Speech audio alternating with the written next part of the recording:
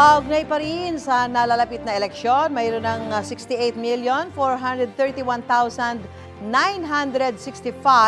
na registered voters sa buong Pilipinas.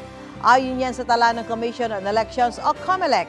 Pagdating sa civil status ng mga botante, mahigit 39 million dyan ang single na may pinakamaraming naitala sa Eastern at Central Visayas, pati sa Metro Manila.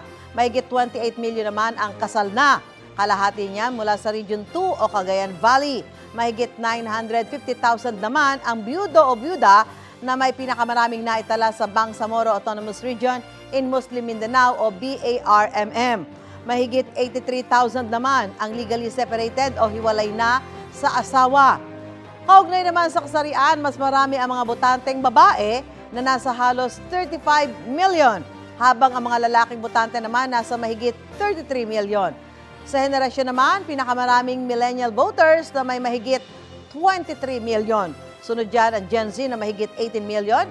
Hindi bababa sa 15 million naman ang nasa Generation X. At ang mga botanteng baby boomer, silent generation, greatest generation at senior citizens nasa mahigit 11 million. Igan, mauna ka sa mga balita, mag-subscribe na sa GMA Integrated News sa YouTube para sa iba't ibang ulat sa ating bansa.